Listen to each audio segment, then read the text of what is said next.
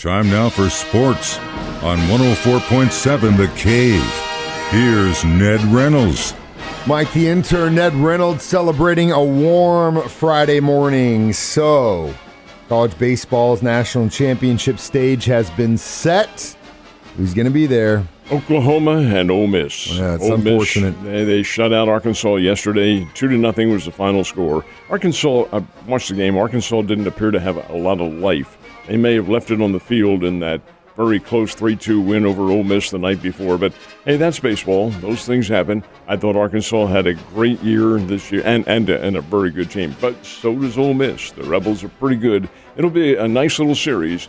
Oklahoma, Ole Miss, they begin tomorrow afternoon. I beg your pardon, tomorrow evening in Omaha. Play Sunday afternoon. Then if the third game is necessary, they'll play again Monday evening in Omaha. But this is the national championship. They are the final two teams in the country after a long season of baseball. Well, it's still local representation with Oklahoma being in there for the most part. So definitely going to be cool to see if they can get that championship. All right.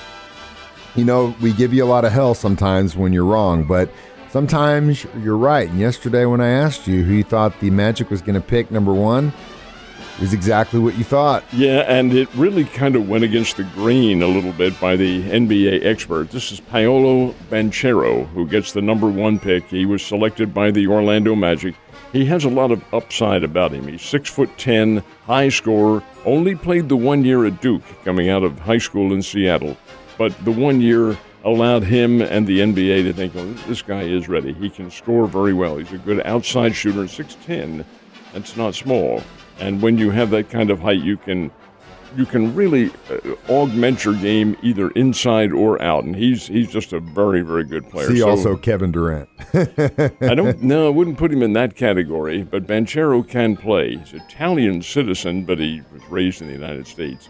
And his mom was an All-America basketball player at Washington, University of Washington. His dad played sports at Washington. So the kid has a lot of athletic background behind him. He'll be a good choice for the Orlando Magic. Is he a franchise player? Well, that remains to be seen. We'll see what his career is. Second player chosen is very interesting. It's Chet Holmgren out of Gonzaga. He's the 7-foot kid, 7 foot, 198 pounds. He is very thin, obviously. Now, he's naturally thin. It's not like he's dieting or losing weight. He's just very thin. What a great player he is. Very agile, 7-footer. Now, he is a Kevin Durant-type player. He can do a lot of things, but he needs to put on more weight. Because if he plays the post, and he was taken by the Oklahoma City Thunder, if he plays the post, those big guys are going to push him. Oh, they're going to knock him all over the place because he is extremely thin. It's not a secret. The third player picked was Jabari Smith out of Auburn, and he was taken by the Houston Rockets, and then it went so forth down the line. There were 58 players taken. Normally it's 60. There were 58 players. Miami and Milwaukee both had their second-round draft choices taken away because of penalties. Now, the local fans are saying, what about Amina Muhammad out of Springfield Greenwood? He declared for the draft. He did indeed. He had the 1 year at Georgetown. Last year, Georgetown went unvictorious in the Big East Conference, 0-19. Wow. I think they had 6 wins altogether. Pretty good player, averaged 13 points. He declared for the draft. Didn't get drafted. Okay, what does that mean? Well, in the case of Aminu Muhammad, he can't go back to college. He's declared himself a professional, so he's out. College is not even within the mindset now. He can't. It's against the rules. He has signed as I think they call it a Chapter 10 or something like that, whatever it is, with the Philadelphia 76ers. What does that mean? I must admit to you, I don't know. But what it does indicate for him is that he'll play in the Sixers Summer League, which is kind of a rookie camp, so to speak, to see what he can do and improve some of his skills, and then probably go to the D-League. That's the developmental league that the NBA has. I know it's a disappointment to him, of course, disappointment to everybody, but he made that choice.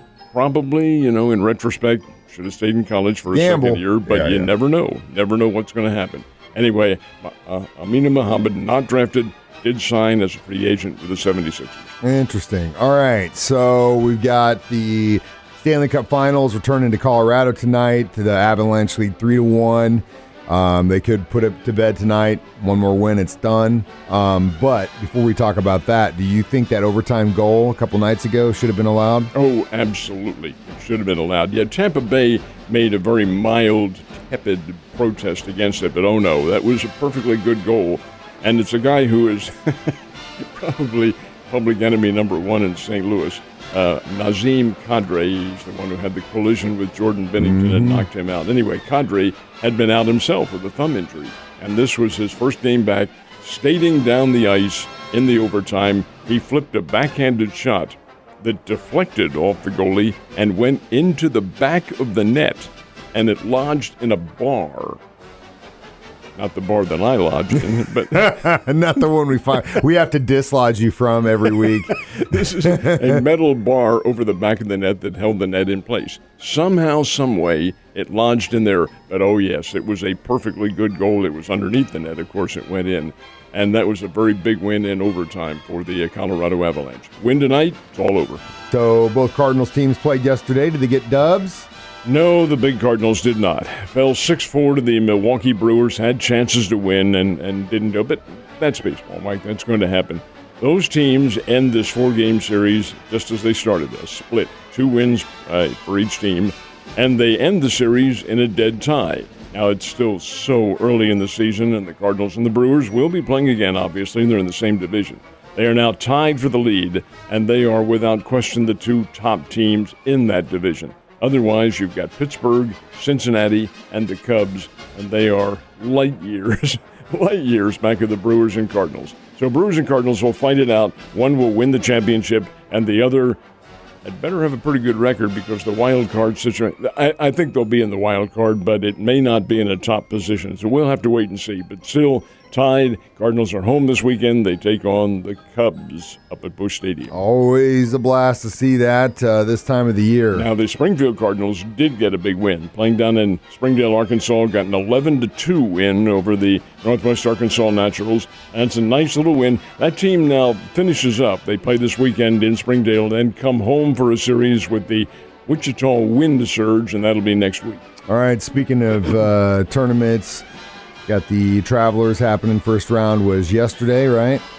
Yeah, and Rory McIlroy had a great round, and the PGA has to love this because McIlroy is really a great proponent of that in a very divisive time. Kind of been their champion, if you want to call it something. Shot a 62 at Cromwell, Connecticut, and that's big. Travelers is a pretty good tournament.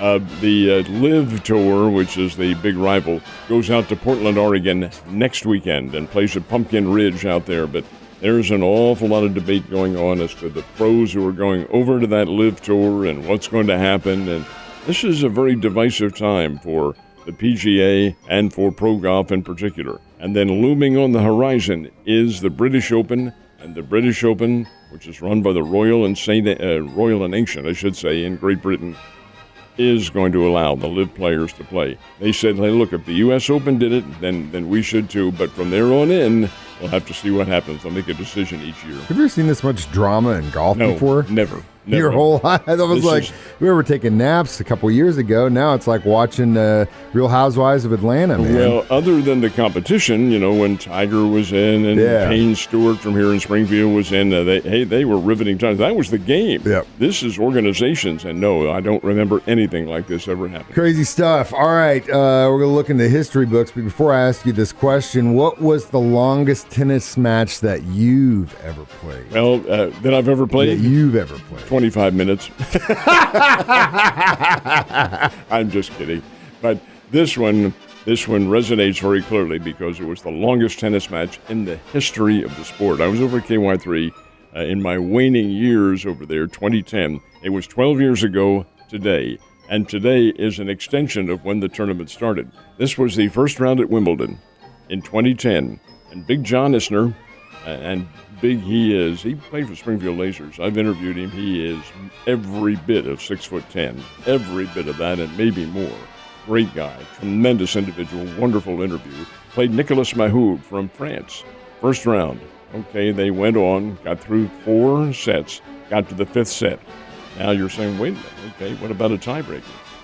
There are tiebreakers for the first 4 sets, but not in number 5, not at Wimbledon. You've got to play it out and win it by 2 sets. And play it out, my goodness sake. The entire match took over 3 days to play.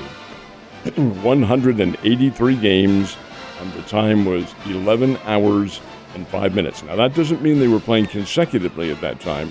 Had to divide it up and give the courts to other individuals who were scheduled there. But over and above that, 11 hours and 5 minutes. And finally, in game number 183, Isner won it. And at the end, he said, "This stinks. We should have both won." Yeah. I wonder if they still go out and have drinks together after all this time. I think they're probably buddies Yeah. on the tour, but Isner's in his waning days on the tour, and I'm not even sure Mahmoud plays anymore. Yeah, crazy, crazy stuff. So 25 minutes for you, though. Maybe 26. All right, well, we need to work on that. You got all weekend to do it, Ned. I'll see you on Monday.